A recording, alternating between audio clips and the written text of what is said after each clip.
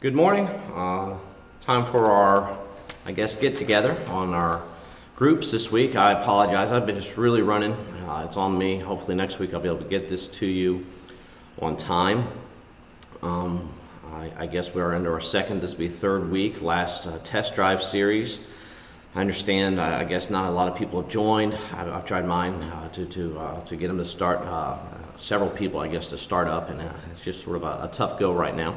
Anyways, I think the season that we have will improve, and we'll have a little bit more momentum coming up this fall. So hold your group tight, do the best you can with them, really encourage people. As we are looking at the questions for this week, I just want to say that number one basically is in relationship to spiritual warfare. I talked about that the powers of hell will not prevail against the church, and Paul is telling us how we individually can stand strong, but I also think it's a we.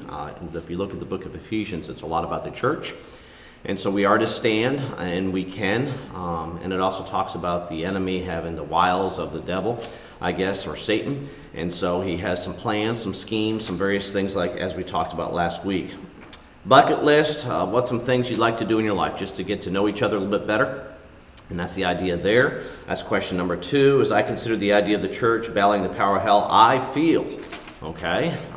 There's a lot of different feelings that go through your mind as you think about that. I guess it's really good to really consider the power of hell. And I think Martin Luther saw no earthly power can stand against the devil, but God's power can. And so just consider those things. A worse hair experience or a hair issue somewhere else, experience. I remember my mom, I think I was in maybe 4th grade, she got a perm, and it was like an afro. I cried for 3 days. It was horrid experience that I had with that. So that's sort of the idea there. You may have one yourself, perms, dyes, all that sort of stuff. What are the keys to the kingdom are in Matthew 16:19. Very controversial subject. Just an area of discussion. There may be more than one answer. Pick and guess, or put what else you'd like to have there. I think that's a good discussion point. Number 6.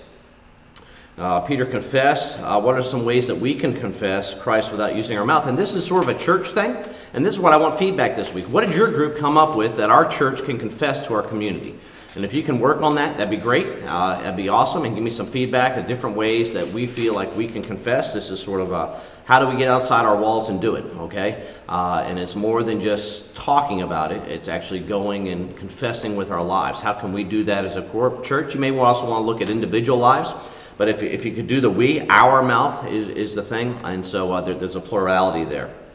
Embracing the mission, 2 Kings 6:14 through 17 is a great read right there, talking about the armies of God that surround us at times, and that we need to have courage. And then we're going to be looking at prayer coming up. Scale of 1 to 5, rate your prayer life. That's kind of a private thing just to make people think about prayer in their life, and maybe they can move forward, maybe they're doing well with it. Anyways, prayer, I believe, is the engine that drives the church, and so make sure you have community prayer in your groups. Pray for one another, and also pray for our community. Just the words on an announcement. We met with our new LBA, and I've been working with somebody for almost a year, I guess, in consideration in some ways to come here to be an associate pastor. We have that parsonage. It's a resource we need to use.